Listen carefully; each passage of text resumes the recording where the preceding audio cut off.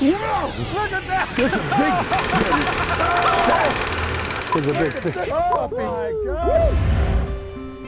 God! On last week's show, we took you to a drive-in facility called Hawk Lake Lodge, which is located in the Kenora region of northwest Ontario. A lake I've driven past many times on the way to other Ontario lakes, but I was never aware what a trophy hotspot it is or the reasons why it keeps putting out such big numbers of trophy fish. Look at this. Hawk Lake. This is an average here. I mean, my God, there's big fish here. Last week, we focused on our time at Hawk Lake specifically targeting trophy walleye, and did we discover the mother lode? Oh, Just the average size fish you have here are big. We don't have a lot of them, but the ones we have are big. No, I will Holy say that is cow. a heavy fish. Wow. After only a couple of days of fishing, we caught as many big fish as any other place I've experienced in Ontario before. Ooh, it's a good fish. Oh, That's a big fish. Isn't that nice? Win, that's a big fish. That is a hog. Woo! Oh, for Holy beautiful too. Look like buckets. yellow. That is a nice one. Why is this lake so special for producing big fish? As I said, number one, we're talking about a lake that has a depth of over 400 feet, that's loaded with prime structure, and a forage base that truly has the ability to crank out monster fish. There we go. Hey, good job. Oh, look at the color on that. Holy cow, Gee. that's 26, 27 inches. Secondly are the conservation measures the lodge has in place. We're at 27 and a half. There you go. Total catch and release, the use of barbless hooks, and the setting up of refuges for walleyes to protect spawning fish are all measures that ensure that the lake's natural big fish populations are always kept intact. If you're a big walleye fisherman, if you like toads, I mean real toads, this is some place up here you need to consider. That's why Hawk Lake holds the catch and release world record for walleye, and why last year alone over 280 trophy walleyes over 29 inches were caught and released by Hawk Lake Lodge guests. But in this part of Ontario, when a large crystal clear body of water like Hawk Lake has the ability to put up big walleyes, inevitably the same will be true for other species. And that, my friends, is why today we'll be showing off the phenomenal smallmouth bass fishing we enjoyed while they're on the same trip.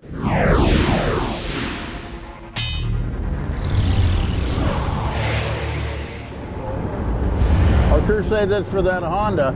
That puppy's quiet, huh? It Got a lot of power too. got a lot of power, but it's just a little bit of hum in the background, and that's it. I mean, we can sit here and talk, not a problem. Yeah, there isn't too many motors that I've been able to get around where you can have a conversation and not be drowned out by the motor. That's a fact. Once again, my guest is pro staffer Wayne Inger. It's early June, so we're most certainly expecting to find smallies shallow, likely in pre-spawn mode. This is a cold, dry air. It's not that humid air where it feels heavy, where it's, you know what I mean, that you know is going to bring them in. This means we could find only the males up shallow in the process of searching for spawning sites, or actually engaged in the process of building beds.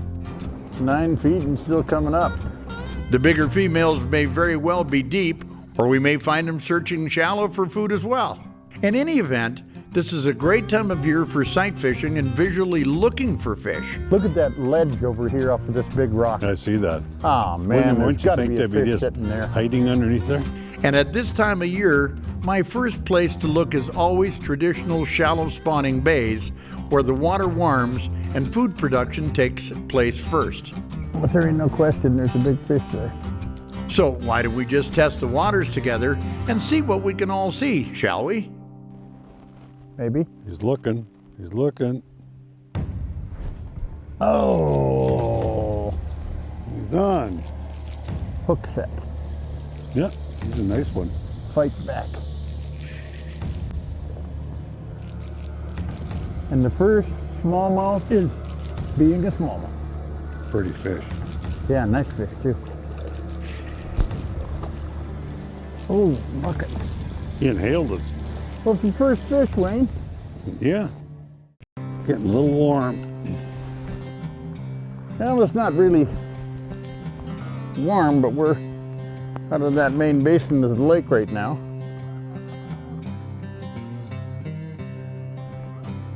The fish are just starting to come in. Welcome back to Hawk Lake, Ontario, where after a little looking for smallmouth bass in shallow bays, where water temperatures are ripe for pre-spawn activity, there's a bed right here, and a bed right there, and a bed right here, and a bed right here, and a bed right here. Even under post-cold front conditions, we've discovered a pretty decent smallmouth bite going on. Oh, yeah. You little dog, you. I'm just slowly working through the shallows, looking to spot fish with my eyes and then pitch directly to them. Sweet beavers. With 1/8 or 1/4 ounce jigs tipped with Reaction Innovations Sweet Beaver soft plastics, we're just trying to present an offering the bass can't resist. Oh. Drop slowly right in front of their faces. There's a smallmouth with 9 lives right there. Of course, he'd like me anyway. I was going to release him. By the way, if you don't know what I'm talking about when I say sweet beavers, that's exactly what this little bait is right here. You see the little tails on it? It's like a crayfish. It's made by a company called Reaction Innovations. And these puppies catch smallmouth. I can't emphasize enough the importance of high-quality polarized sunglasses for safety, seeing into the water, spotting fish. He's coming for you. And watching their reaction each time it's put in front of them. There he goes. That's as good as I can do for you, Wayne. Spot the fish, tell you he's grabbed it. Tell me when to set the hook. All you got to do is set the hook. That's perfect, Dave. I appreciate every bit of it, too. Not a problem. This is a kind of fishing where these polarized glasses make all the difference in the world. In my opinion, first off, you should never ever be fishing without polarized glasses. But secondly, this is new ones with my name on them. They're unique from the fact this is a polarized safety glass. So if you have a bait come back and hit your eye, it is not going to shatter, it's not going to hurt you whatsoever. Is there anything other than a good smallie? Which is a very big plus. And secondly, there's models that come with 1.5 and 2 and 2.5 cheaters, if you will, built right into the glasses. So for tying knots and stuff, you can keep your sunglasses right on. Oh yeah, make a cast just like that. And see what these little fellers are up to.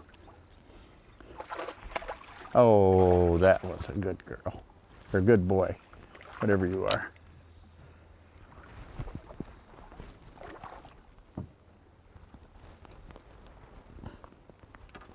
I better retie that knot here pretty soon. Go to lift the fish up and it breaks off right there. Well, you called it. Well, you know, I don't care what you're doing. Kind of fish you're fishing or how you're doing it. Every so often you got to cut the line off and simply retie. But there's so many other times you can see so many other kinds of fish. I have seen thousands and thousands of walleyes that I've found with my eyes and watched them and throw a bait over to them and watched them bite. Pike, muskies, smallmouth, largemouth, crappies, bluegills, all of them. Now, not all the time. Nothing works all the time.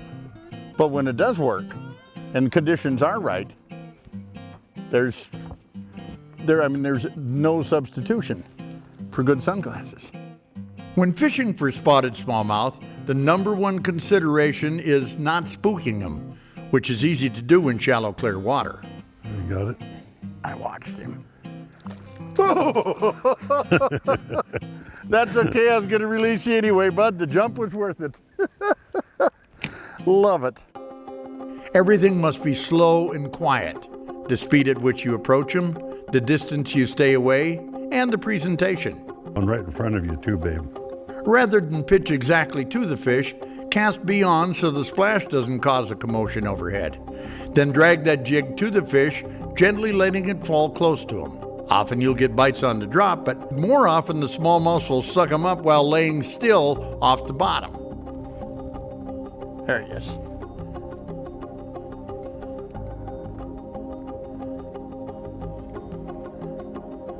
Missed you once, didn't I? Water's so nice and clear. You can see them puppies swimming down there. Okay, back up to Ontario and Hawk Lake Lodge, where Wayne Inger and I are having a blast fishing for smallmouth bass. You know, you don't too often, Wayne, find a lake that has 19-pound walleyes in it and 2 official scale smallmouth that were released. Yeah, isn't that unbelievable? That's nuts. Fish. Right straight down. Now, as we continue, please realize that this lake claimed the current world record catch and release smallmouth bass on the fly rod. Was on the bed and I just pulled her right straight up. In fact, 2 other fish have been caught which tied that record of a whopping 24 inches and 8 pounds.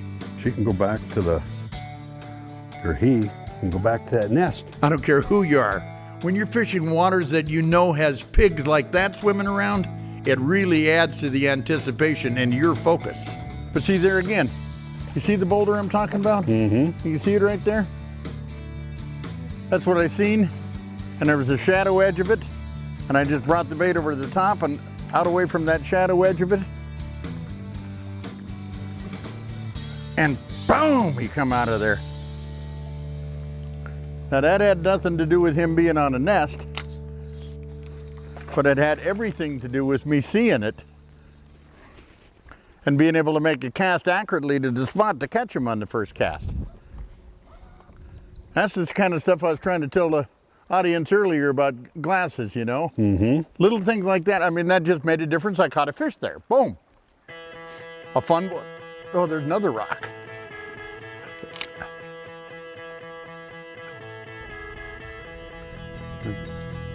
Oh, there we go. I'm gonna say, I think so. He showed up.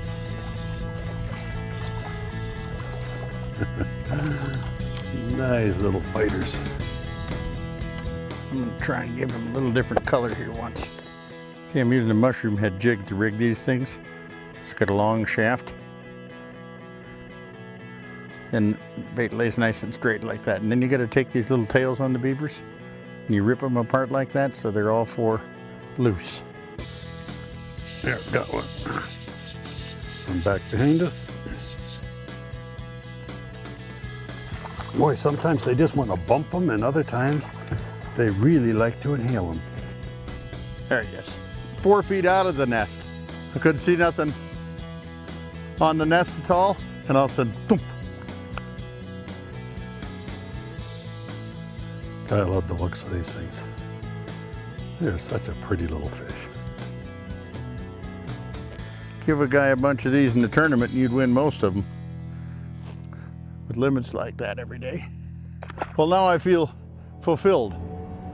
Another thing really worth mentioning about Hawk Lake Lodge are the many outpost lakes available where you'll find awesome smallmouth bass fishing and walleye fishing. Do I have it right that all of your portage lakes, there's only going to be one fisherman or one group hunter?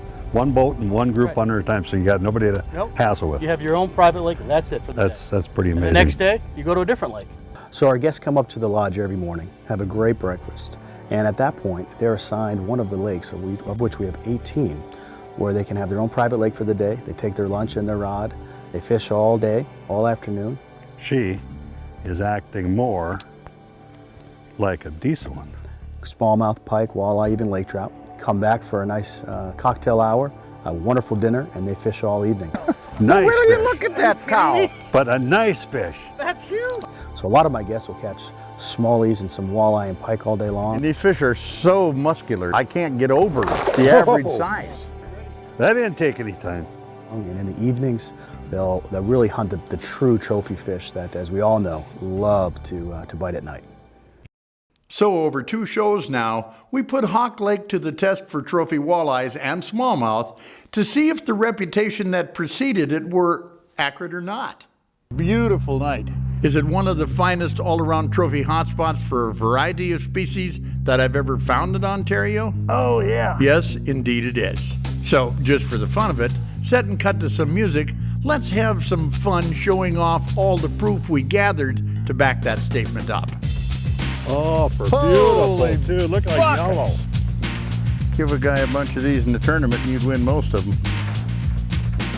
Ooh, that's a good pretty fish. one. Geez, nice fish. That's a good fish. I watched it. If you're looking for a place to catch giant walleyes,